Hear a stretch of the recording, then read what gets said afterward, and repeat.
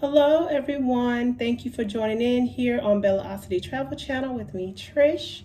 It's so glad to see you guys here today. And I also want to say thank you for my new subscribers and all of the support that I have gotten from you guys.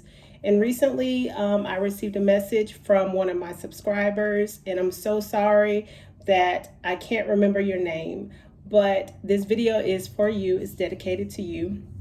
So this video is about my 4-month update here in Batumi, Georgia. Okay. So it's been almost 4 months. I'm a little shy of a week or so with 4 months, but it's been about 4 months since I've been here. And I just want to talk about some things, how I'm feeling, things that have been going on. Also, I want to talk about the cost of living and things like that. So let's just get started with the weather. Okay. So the weather here in the winter, it has been pretty mild to say the least. I mean, because I know in the US they're getting a lot of snow and things like that. So the weather here during the day, it's usually in the 50s. Like it's usually like 50 degrees, or it's about 53 to 55 degrees during the day. There have been a few days where it's in the 40s, but the biggest thing is the wind. Sometimes the wind is like 10 to 15 to 20 miles per hour, so it can make it feel a little bit colder. The nights do get down into like the 40s. A few nights it's been like in the 30s, right? So the weather actually isn't bad. For me, it's cold because I'm used to being in more tropical temperatures. But I will say that we did have snow one day. um, it was around December the 13th or December the 14th. We had snow. I mean, it was snowing, but the ground was too warm for it to stick. I mean, it snowed like almost all day and the wind was blowing. I was really shocked. But as far as anything else, the weather has been pretty mild here. Now, I will say, I think I always want to say Tirana, but Tbilisi. I get those T's mixed up because I was just in Albania. But in Tbilisi, it does get a lot more colder there. I noticed even when I was there, it was colder there than it is here. But because this is, a beach city, the weather is not that bad at all. You just have to be mindful of the wind. Okay, so yeah, the now we do have rainy season. I think now it's kind of like rainy season because it's January. There will be, I think the longest period of time there has been rain was like 10 days, and it was just raining for 10 days and no sun. When you don't see the sun, it can be a little depressing because we all need that serotonin, right? But yeah, it was, but now it might rain 3 or 4 days, but then the sun will come out. We have our periods, but when it rains here, it rains all day.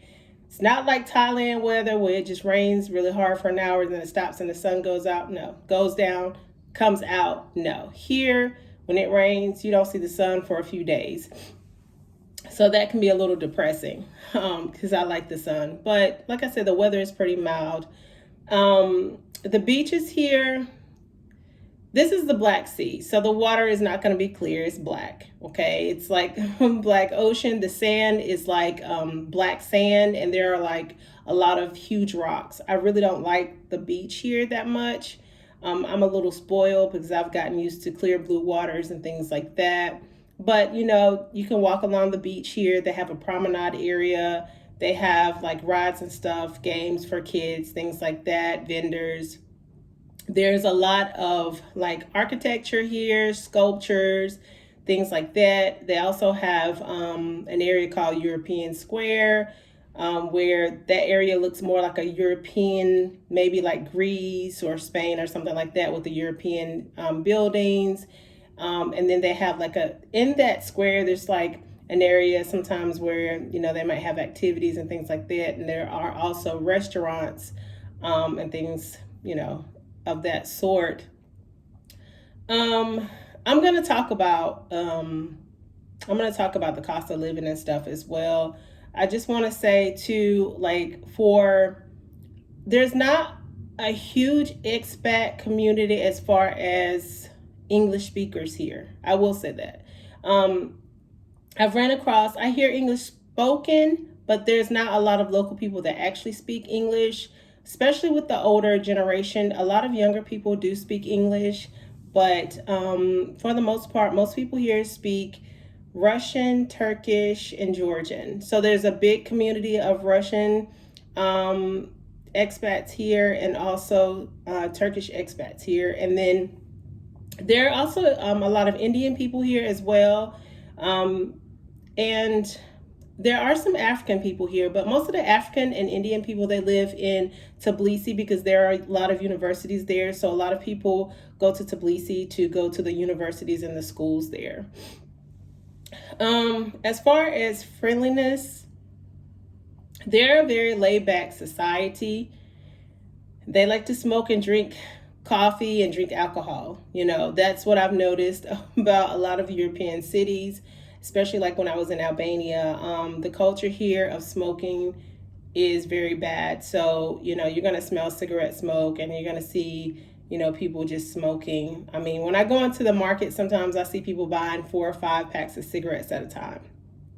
So the smoking is really bad. People like the building that I live in, you can't smoke inside the building. People smoke on the balconies. But what's so bad is there are a lot of taxi drivers and Uber drivers that like hibernate in front of the building. And you have automatic doors in front of the building. So they hibernate there in front of the building trying to get tourists or get people, so they can take them in their cars. But the bad thing about it is they sit there and it's like a smokestack. It's like a ring of smoke. And then as soon as you come in the building, the smoke is all inside the building and things like that. So smoking is a big thing for me. I mean, I say that a lot in videos. I hate smoke. And, whoever smokes, to each his own. That's fine. But yeah, that's just not for me. And that smoke really bothers me. So I try to stay away from areas for that. And I still have the sniffles because I did have the flu like last week. So I'm still getting over that. So you guys have to excuse me. Okay. Next, let's talk about animals. There are a lot of stray dogs. Okay. When I was in Albania, there were stray dogs, and they always have this little thing on their ear. I guess like some kind of tracking device or something. But they have those here. But the dogs here, these are the biggest stray dogs I ever seen. They look like they're eating good. I mean, they're like big huskies and things like that. They're huge dogs. And they don't really bother you. Like they'll like kind of walk behind you if you have food or something like that. They're not aggressive. They just don't like motorbikes and scooters and people riding bicycles and stuff like regular dogs. They're going to chase you and things like that. So yeah, that's the culture. I don't really see that many stray cats here. I think all the stray cats are in Turkey, like, to be honest. All the cats are there. But yeah, there's like, stray dogs here. The food here is very good. They have a lot of lamb and beef and chicken and pork for those that eat pork. I don't eat pork, but yeah, you can get your meats and stuff. There's a lot of butcher shops and things like that. And to be honest, the cost of food and stuff is not that bad, just depending on where you go. I try to go to more of the local markets and things like that. They have like a Wilmart, a Magenti, I think it's called. They have a Carrefour, and some other like a daily local grocery stores. And then also the little markets or like the vendors that sell like fruits and vegetables. I try to get my fruits and vegetables from there because it's a lot cheaper. So let's talk about fruits and vegetables. So the other day, I went to the vendor and I got 6 potatoes. I got some cilantro. I got a cucumber and a tomato, and it was like $1.60. And then usually, like if I go get like groceries and things like that, like I can get some chicken. Let's say this, I can get enough food for like a couple of weeks and only pay maybe $40 because I like to get fresh fruits and vegetables. So I tend to stick to like the smaller markets and stuff or the street vendors. and go to the butcher. I mean, it's going to be better to go to the butcher to get your meats because it's going to be fresher. Like Wilmart and Daily and stuff like that, they have meats, but sometimes the meats have been there a few days. And I think sometimes it's a little pricier. I like to go to the butcher when you get there and he pull out that big old piece of meat and he just cut it like, ooh, this is what you want. You know, I like that. So yeah, the meats, I mean, beef, you might pay a little bit extra for it, a little bit more, but for the most part, groceries, groceries or, food and things like that are not that expensive. You can get Turkish food here as far as restaurants. Of course, you have Georgian food, you have Russian food, you have Italian, Greek, you have, what else? Oh, you can also get like sushi and things like that, Asian food, of course, American food. So they have different types of cuisine here. But like I say, it's better to go to a restaurant that is locally owned and maybe they sell pizza or maybe they sell Italian food or something like that. Because when you start to go to like the touristy restaurants, the food is not going to be that great, to be honest, because they're more focused on getting you to buy the food. And I just say those mom and pop places, the food is always the best because they cook with their heart and they cook with their soul. So the food is always really good at that mom and pop shop where you might not even be able to sit down inside. You just have to get your food to go. I really like, going there. Now, I do like to go to upscale restaurants sometimes because, I am American and, we have our little bougie things that we like to do every now and then. And there are some places, there's like Panorama restaurant or something. It's one of the restaurants in the Orby Center that's like on the 34th floor, has a beautiful view. The food is good there. It's a little more expensive. I mean, you can get a meal there for maybe like $10 to $12, maybe a little bit more expensive if you eat seafood. I don't eat seafood or pork, so if you eat seafood, of course you're going to pay more. But a typical meal at like a upscale restaurant is going to cost you about $20. And then a drink, they can average. If you drink like wine or something like that, sometimes you can get a glass of wine for like $5 or something. But I've noticed that the mixed drinks, sometimes they can be like $7 and a little bit up. So just kind of stick to the local areas. That way you can pay the local prices because people can look at you and they can tell whether you're a tourist. And so that's something else. Also, like if you're going to buy something in a country, it doesn't matter what country you're in, right? You're going to go into a market or something like that. Always check to buy the things that have prices on them, or you ask what the price is before you buy it. Don't get no surprises. I don't want no surprises when you start hitting those numbers and like telling me what my bill is going to be. I don't like surprises. So like, especially like when you go to like some of these bazaars and like night markets and things like that, like, look, if I don't see a price there, then usually I try to walk along or try to negotiate, because a lot of times they're going to try to charge you like way more than they do a local person, right? Because I don't know why, but everybody think America's got money. Just because you making American dollars, they think you got money. No. Or they think just because you're from Europe and you're getting those euros or Australian dollars or Canadian, they think you got money. It is not like that. Look, we all trying to save here, right? So just keep that in mind. Always look at your receipts to make sure that you're being charged, what they say that you're being charged, okay? And if you know they're trying to get over on you, look, just walk away. Just walk away and find something else. I will say that they do, as far as, let's see, I'm trying to think what else. So we talked about food. Oh, so yeah, food, you can go to a local restaurant and you can get a meal for like, $5 or something like that, between $5 to $10. Of course, you have your McDonald's and Burger Kings and Pizza Huts and stuff like that. It's not going to taste the same as in the U.S., okay? The ingredients are going to be different, so don't expect that it's going to taste like American Pizza Hut or American McDonald's. It's not, okay?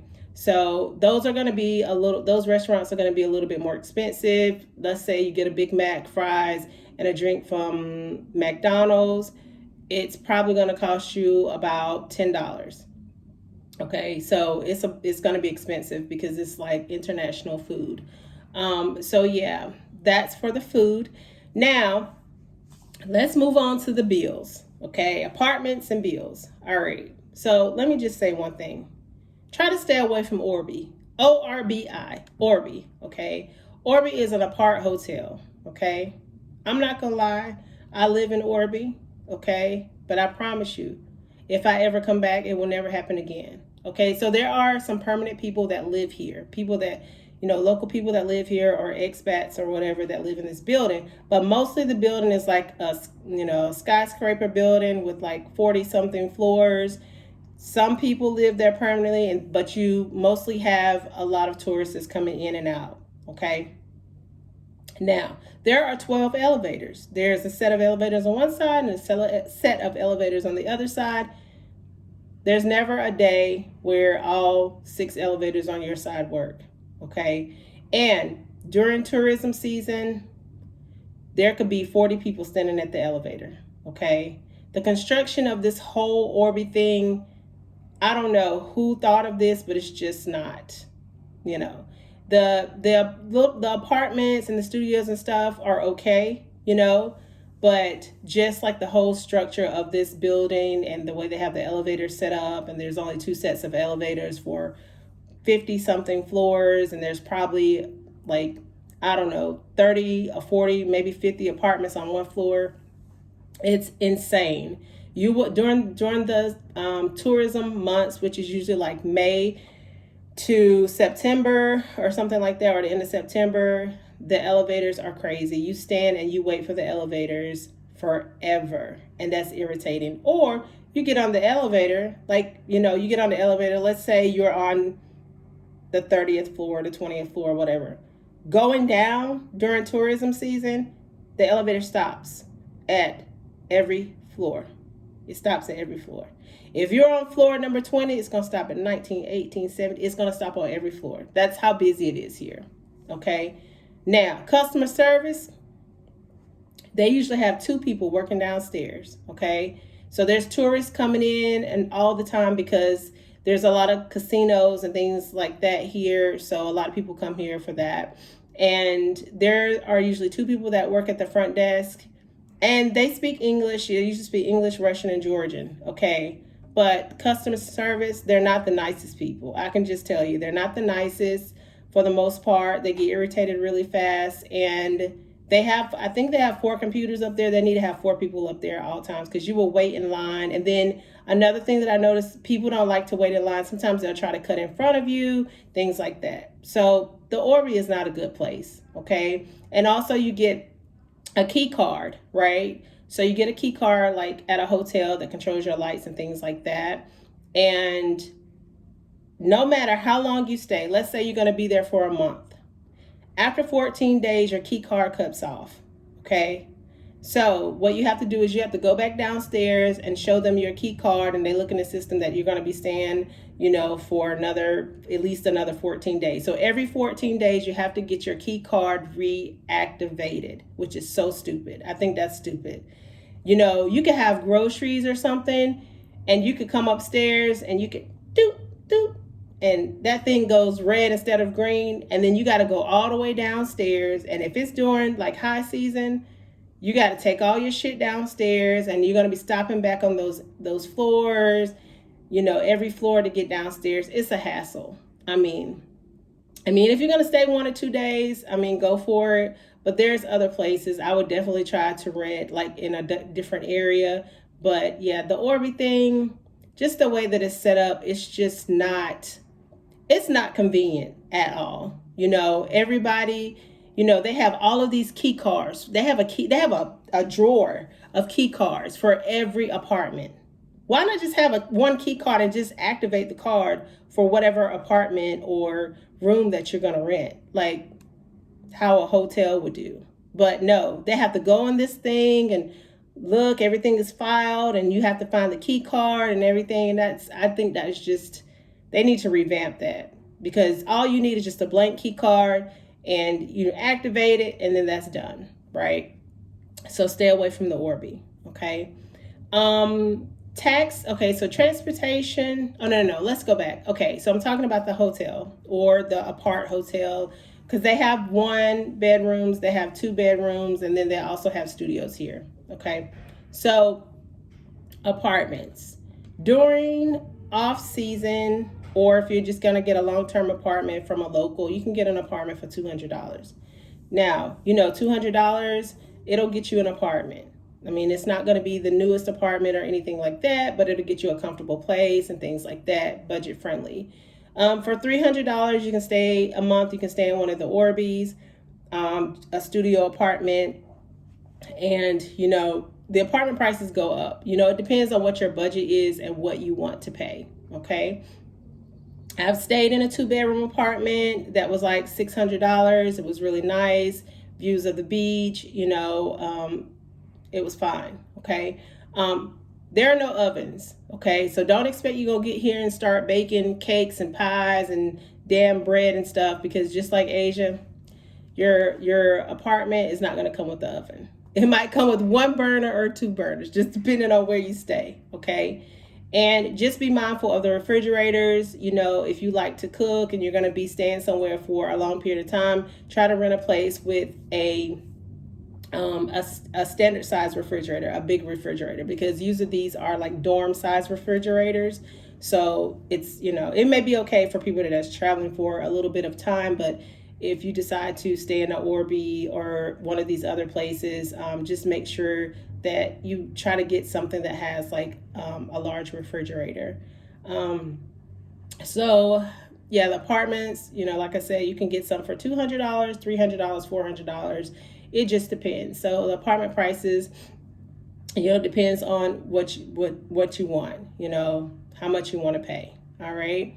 I do know they do have some new projects going on that are like further out, closer to, I think, like the train station. They're building like new apartments with like, pool and all of this stuff, amenities and stuff. There's nothing here. Only thing in the Orby is like downstairs, there's like a court, which is like a cafe. We can get croissants, and the food is really not that good. The croissants are good, but the cheesecake and all of that stuff is really not that good, and it's a little overpriced, I think. And then they just put like a vape shop with like they sell vape and like bottles of wine on the bottom floor as well.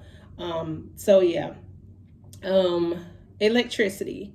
So with your electricity, your Wi-Fi electricity, and I guess I don't know if I pay for water. If I do, maybe it's all together. But I know electricity and Wi-Fi is together. Look, when it's hot, I don't like to be hot. I don't like to sweat. Okay, I don't like to sweat. So when it was hot here, I ran my air condition. If I'm here, I'm running my air condition. Okay, so I've had to run my air condition and my heat. Now, when during the summer, I would say I would say in October when I was here. Let's see, November. So like from November to December, it was still kind of warm. But I would just say like my first month for my electricity bill was $30, I think. But when it got cold, I don't like to be cold either. I don't like for my feet to be cold. I don't like to be cold. So my electricity bill for December was like $50. Okay. So it still wasn't that bad. I mean, not as much, not when I'm running heat 24 hours a day, because I don't go out when it's cold. To me, if it's not like 80 degrees, it's cold. So yeah. And as far as like electricity and stuff, like you pay your electricity and all that stuff downstairs, if you're staying at the Orby and things like that. Transportation, they have Bolt. All right. So you can use a Bolt. They have taxis too, but remember, stay away from them taxis because they trying to skim you. Okay, I just don't do taxis. So try to stick with the app. Use the Bolt app as far as trying to go anywhere. To go somewhere like 10, maybe even if you're going like 10 minutes away, it's like $1.50, $2 or something. It's not expensive for to use a Bolt, and that's what I do. I always use an app. A lot of times I'll be standing outside and they're like, taxi, taxi. They get mad at you sometimes. And I'm like, I got somebody coming. Oh, I got a Bolt coming, because I know what I'm going to be paying, right? You can use credit cards here. I very seldom get cash, so I use credit cards everywhere. I do try to keep a little bit of cash on me. Usually, like a lot of the hotels and stuff, they have ATMs, and you can actually get dollars and also Georgian currency as well. So, yeah. Now, a lot of the vendors, some of the vendors and street vendors, of course, they only take cash. But for the most part, most of the markets and supermarkets and stuff, they all take credit cards. So you don't have to worry about credit card and Apple Pay. So you can use credit card, Apple Pay, things like that. Just remember, if you go in a grocery store or you go in a market, most of the time, just take some reusable bags. I have one that I bought and it folds up like this big. And I take it with me because they will charge you for a bag for your stuff. Okay. So if they say bag it, say no, I have my own. Okay. So we don't need no extra fees. They also have a bus system here. I've never ridden the bus. Every time I see it, it's jam packed to the ceiling. You hear me? So I don't use the bus. I usually walk everywhere because in Batumi it's not that big. Like I try to get my walk in, so you can walk the whole city of Batumi. So, but if it's raining or I have groceries or I'm just tired or I'm just being lazy, I just get a boat. But yeah, they do, and they do have taxi drivers, and like I say, sometimes they get a little attitude if you say you don't want, but I don't care. It's my money, it's not yours. Um, what else do I want to talk about? So we talked about food, we talked about cost of living. So I think that's about it. I mean, like I say, things have been going well with me, you know. Um, there's just not a lot to do here, to be honest. I mean, you can walk, and you can go to the casino. I'm not going to casino because I know they smoke in there, so I don't do that. You can go to a restaurant. There's, I guess, a few clubs or bars and stuff, but like activities, I don't know. I haven't seen a movie theater or like bowling or just general activities to do. No, I think you would have to go to Tbilisi for that. Tbilisi is not really my scene. It's too much traffic there, and of course they have buses and stuff like that. It's more expensive to take a boat and things like that, the taxis. But the traffic is so bad. Like you'll sit in a car in the tunnel because they have tunnels they have to go through, and the fumes are so bad. It's just I don't know. I'm not a big city person, especially if I have to like take a taxi or drive everywhere I go. I like to. I mean, you can walk certain places, but it's not like a walkable city. Like you can walk around. So that's just not one of those things. But there's a lot of activities to do. There's a lot of things to see in Tbilisi. But of course, it's the city, so the cost is going to be more expensive. Um, Georgia is also known for its wine. Okay. So they have, I think, over 500 different types of grapes, I think, because I have a wine guy, my friend, Alexandre, where I get all the wine. If you haven't checked out that video, make sure you do that. So, yeah, they have like 500 different types of wine. I think he said 500. But I was really shocked. The wine here is very good. I lived in Argentina, for like 8 months, and I love Malbec. Mm. But I will tell you, like, I would actually rate like Georgian wine up there with Malbec if you're a wine person. I'm not a white wine drinker. I usually drink red wine. So if you're watching this video, make sure you go to the Hapa Bazaar and go see Alexandre over there at the Hapa Bazaar and get you some wine because, ooh, his wine is good. And he will sit you down and he will explain his wines to you. You can have a wine tasting and things like that. Now, he doesn't speak too much English, but he knows how to work that translation app. And his kids speak really good English. The family is really nice and things like that. Hapa Bazaar is another place you can go. Be careful because, they're going to try to get you. They're going to try to charge you. But that's a place you can go. And they have everything. They have clothes, they have food, they have toiletries. You can go over there and you can buy whatever your heart. They have fresh fish. You can buy whatever your heart desires over there. It's just a big inside bazaar. with a lot of vendors and stuff. But like I say, just be mindful because they're going to try to charge you way more than they charge a local. So, what else? Um, yeah. Oh, they also have a lot of outside equipment. So if you like to work out, there's a like little areas that are like outside gyms, so you can work out outside. Now let's talk about the gym. Um, They do have gyms here. Boxing is a big thing here. They have a lot of boxing gyms as well. But like even just the regular gym is like $50. For me, that's too much because even when I was in the US, I think I paid $20 to go to the gym.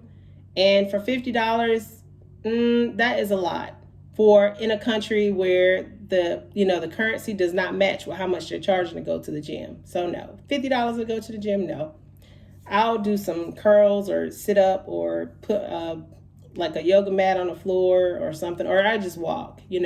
But yeah, I mean, if you like the gym, yeah, $50 is what it costs to go to the gym here. You can get your nails and stuff done if you want that. I do my own nails.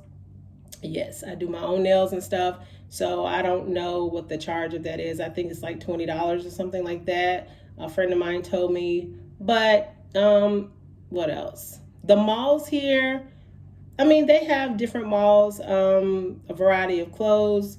But I will tell you, if you have a big foot like me, I'm like a 9 and 9.5. It's hard, very difficult to find shoes. A lot of the clothes here do come from Asia, so it was very difficult for me to find shoes. So some of the clothes, sorry, my phone is dying. Some of the clothes can be very expensive. They have a lot of expensive malls here. I don't know why, but I guess it's supposed to be for the tourists or for the people that live here that move from other countries. I mean, I was shocked. It was like, yeah, very expensive. So the clothes, I mean, you can find what you need here in different sizes and things like that, but you really have to. There is a Waikiki. Waikiki. So Waikiki is actually like an H&M or something like that, but they have like a variety of clothes. There's a few locations. So if you're looking for clothes or something, go to Waikiki because you're going to get a good deal and it's not going to cost you that much money. Okay. If you're just looking for like, things to wear or something like that. I mean, there are probably a few vendors that have some things too, but I would suggest, if you're just looking for clothes, comfortable clothes and things like that, Waikiki has everything. It's like an H&M, so they have good sales and stuff like that. But yeah, other than that, that's about it. I mean, for me, it's okay here. Is it a place that I would come back to? Probably not. Um, the people are friendly, but they are not like Thai people or anything like that. Like they're kind of to themselves. So it's like if they don't know you, they're really not going to say too much to you. So yeah, that's the vibe. And like I say, a lot of times it has nothing to do with skin tone or anything like that.